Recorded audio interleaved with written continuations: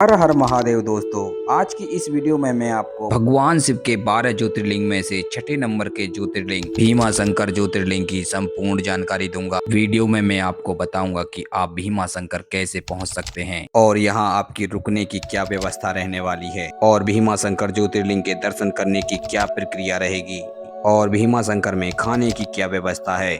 साथ ही साथ आपको मंदिर के आसपास कहां कहां घूमने जाना चाहिए और वीडियो के अंत में मैं आपको सबसे महत्वपूर्ण बात बताने वाला हूं। इस पूरी यात्रा में एक व्यक्ति का कितना खर्चा आएगा। दोस्तों, वीडियो में भीमा शंकर ज्योतिर्लिंग की यात्रा से जुड़ी छोटी बड़ी सभी जानकारियां दी गई हैं। वीडियो में अंत तक बने रहना। अगर आप चैनल पर नए हैं तो चैनल को सब्सक्राइब करके बेल आइकन दबा दें और कमेंट में हर हर महादेव जरूर लिखें। चलिए दोस्तों, सबसे पहले जान लेते हैं भीमा शंकर कैसे पहुंचे, how to reach Bhimashankar Jyotirlinga. आप ट्रेन, फ्लाइट तथा बस की सहायता से आसानी के साथ पहुंच सकते हैं। सबसे पहले बात कर लेते हैं ट्रेन की। भीमा शंकर का नज़दीकी रेलवे स्टेशन पुणे में स्थित है, जो कि भीमा शंकर से 110 किलोमीटर की दूरी पर स्थित है।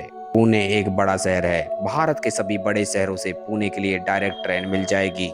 आप टिकट लें और पुणे पहुंच जाएं। अगर बात फ्लाइट की करें तो भीमा शंकर का नज़दीकी एयरपोर्ट पुणे में ही स्थित है। आप किसी भी शहर से पुणे की फ्लाइट लेकर पुणे पहुंच जाएंगे। अगर बात बस की करें तो भारत के विभिन्न शहरों से आपको पुणे के लिए डायरेक्ट बस मिल जाएगी और आप पुणे आसानी के साथ पहुंच जाएंगे। दोस्तों, इस प्रकार से आप तीनों माध्यम ट्रेन, फ्लाइट तथा बस की सहायता से पुणे पहुंच जाएंगे। अभी आपको पुणे से भीमा शंकर तक जाने के लिए दो ऑप्शन मिलेंगे। आप बस लेकर भीमा शंकर तक जा सकते हैं या फिर पर्सनल टैक्सी हायर करके भीमा शंकर जा सकते हैं। अगर आप बस से जाना चाहते हैं तो सबसे पहले आप शिवाजी नगर बस स्टैंड पहुंच जाइए। रेलवे स्टेशन या फिर एयरपोर्ट से आप ऑटो लेकर आसानी के साथ बस स्टैंड तक पहुंच जाएंगे। यहाँ ऑटो वाला आपसे बस स्टैंड तक जाने के लिए 100 से 120 रुपये लेगा। बस स्टैंड से आपको हर एक आधे घंटे पर भीमा शंकर के लिए बस सर्विस मिलती है।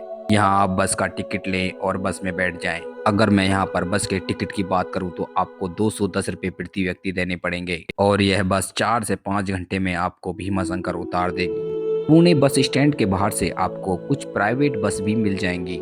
आप इन प्राइवेट बसों से भी भीमा शंकर ज्योतिर्लिंग जा सकते हैं। इस प्रकार से आप बस द्वारा भीमा शंकर पहुंच जाएंगे। दोस्तों, अगर आप पुणे से पर्सनल टैक्सी हायर करके भीमा शंकर जाना चाहते हैं तो यह टैक्सी आपको 4,500 से 5,000 रुपये में पड़ेगी, जो आपको भीमा शंकर लेके जाएगा और दर्शन कराने के पश्चात 8 से 10 घंटे के बाद वापस पुणे छोड़ देगा। तो दोस्तों, इस प्रकार से आप किसी भी माध्यम से भीमा शंकर पहुंच जाएंगे। चलिए दोस्तों, अभी बात कर लेते हैं भीमा शंकर में आपकी रुकने की क्या व्यवस्था रहने वाली है। दोस्तों, आपकी जानकारी के लिए बता दूं, भीमा शंकर पहुंचने वाले श्रद्धालुओं में 80% पुणे तथा मुंबई से आते हैं। पुणे तथा मुंबई से आने वाले ज्यादातर लोग यहाँ पर स्टे नहीं करते हैं। वो सुबह यहाँ पहुँचते हैं और शाम तक पूरा भीमा शंकर घूमने के पश्चात वापस चले जाते हैं। अगर आप बाहर से आ रहे हैं तो आपको एक दिन के लिए भीमा शंकर में रुकना पड़ेगा। वैसे तो भीमा शंकर में रुकने के ज्यादा ऑप्शंस अवेलेबल नहीं हैं, क्योंकि भीमा शंकर एक छोटा सा गांव है जो कि पहाड़ी की बिल्कुल चोटी पर बसा हुआ है। दोस्तों, अगर आप सावन, शिवरात्रि या फिर दशहरे के समय भीमा शंकर आ रहे हैं तो आपको रूम बहुत महंगा मिलेगा, क्योंकि यहाँ पर रुकने के ज्यादा ऑप्शंस नहीं है। इस समय आपको 1500 से 2000 रुपए में एक दिन के लिए रूम मिल जाएगा। अगर आप भीमा शंकर ऑफ सीजन में आ रहे हैं तो आपको यही रूम 600 से 800 रुपए में आसानी के साथ मिल जाएगा। भीमा शंकर में बस स्टैंड के आसपास कई होटल्स हैं। आप किसी भी होटल में जाकर स्टे कर सकते हैं। मुख्य मंदिर के बगल में ही 3-4 होटल्स हैं। आप इन होटल्स में भी रुक सकते हैं। वैसे आपके लिए सबसे अच्छा विकल्प मुख्य मंदिर के बगल में ही रुकने का रहेगा, क्योंकि यहाँ पर रुकने का सबसे बड़ा फायदा है कि आप दर्शन के साथ साथ मुख्य आरती में भी शामिल हो सकते हैं। दोस्तों, अगर आप अपनी पर्सनल कार से भीमा शंकर की यात्रा कर रहे हैं तो आपको भीमा शंकर में रुकने का एक ऑप्शन और मिल जाएगा। भीमा शंकर से 7 किलोमीटर पहले एक बड़ा सा भक्त निवास बनाया गया है। आप यहाँ भी स्टे कर सकते हैं। यहाँ आपको 1000 रुपये में रूम मिल जाएगा। तो दोस्तों, इस प्रकार से हम भीमा शंकर में रुकने की व्यवस्था कर लेंगे। चलिए दोस्तों, अभी बात कर लेते हैं मुख्य मंदिर में दर्शन करने की प्रक्रिया की। दोस्तों, भीमा शंकर ज्योतिर्लिंग के दर्शन करने के लिए आपको लंबी लंबी लाइनों से होकर गुजरना पड़ेगा। अगर आप सावन, शिवरात्रि या दशहरे के मौके पर भीमा शंकर पहुंच रहे हैं तो आपको दर्शन करने में कम से कम 4 से 5 घंटे का समय लग जाएगा। अगर आप बिल्कुल ऑफ सीजन में आ रहे हैं तो आप 1 घंटे के अंदर महादेव के दर्शन कर लेंगे। दोस्तों अगर आप सुबह 5:30 बजे से पहले दर्शन के लिए जाते हैं तो आप शिवलिंग पर जलाभिषेक भी कर सकते हैं, लेकिन सुबह 5:30 बजे आरती होने के पश्चात आपको जलाभिषेक या शिवलिंग को स्पर्श नहीं करने दिया जाता है।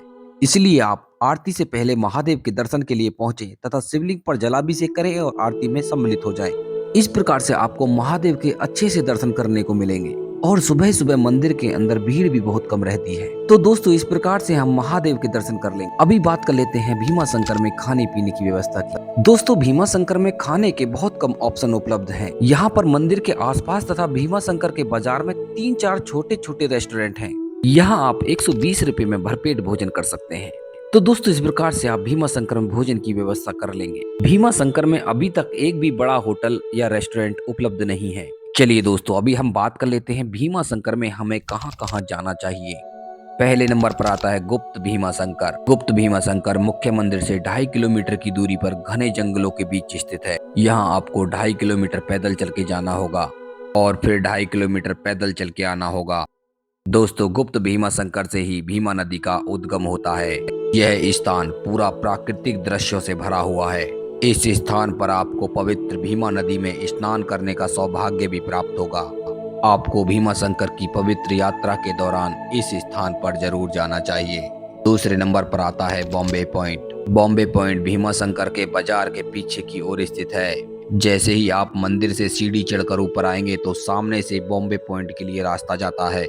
बॉम्बे पॉइंट का सनसेट देखने के लिए दूर दूर से श्रद्धालु पहुंचते हैं, जहां से घाटी के सुंदर सुंदर दृश्य भी देखने को मिलेंगे। तीसरे नंबर पर आता है अंजनी माता मंदिर। अंजनी माता मंदिर भीमा शंकर मंदिर से 2.5 किलोमीटर की दूरी पर सह्याद्री पर्वत के शिखर पर स्थित है। यहां आपको जाने के लिए 2.5 किलोमीटर की पैदल ट्रैकिंग करनी पड़ेगी। ये जगह बहुत ही खूबसूरत है। इस रास्ते में आपको काफी बंदर तथा लंगूर मिलेंगे, इसलिए आप अपने हाथ में एक छोटा सा डंडा लेकर जरूर रखें और आप इस स्थान पर पहुंच के अंजनी माता के दिव्य दर्शन कर सकते हैं और अपनी अपनी मनोकामना माता रानी से मांग सकते हैं और दर्शन करने के पश्चात आप अपने रूम पर वापस आ जाएंगे। दोस्तों ये थे भीमा शंकर के कुछ मुख्य स्थान जहां पर आप भीमा शंकर की पवित्र यात्रा के दौरान जा सकते हैं। दोस्तों अभी बात कर लेते हैं सबसे जरूरी तथा महत्वपूर्ण बात की। भीमा शंकर की इस पवित्र यात्रा को करने के लिए प्रति व्यक्ति खर्चा कितना आएगा। दोस्तों अगर आप अपनी यात्रा को पुणे से शुरू करते हैं तथा एक दिन का स्टे बनाकर वापस पुणे चले जाते हैं तो आपका कुल खर्चा 1200 से 1500 के बीच होगा। इस खर्चे में आपका पुणे से आना जाना, होटल का खर्चा तथा खाने का खर्चा इंक्लूड है। अगर आप बाहर से आ रहे हैं तो आप अपने बजट के हिसाब से पुणे तक ट्रेन, फ्लाइट या फिर बस से पहुंच सकते हैं। दोस्तों ये थी भीमा शंकर की यात्रा की संपूर्ण जानकारी। अगर आपका यात्रा से जुड़ा कोई प्रश्न है तो कमेंट में पूछ सकते हैं, मैं उसका आंसर जरूर करूंगा। वीडियो अच्छा लगा हो तो वीडियो को लाइक करें, ज्यादा से ज्यादा शेयर करें और कमेंट में हर हर महादेव जरूर लिखें। अगर आप चैनल पर नए हैं तो चैनल को सब्सक्राइब करके बेल आइकन दबा दें।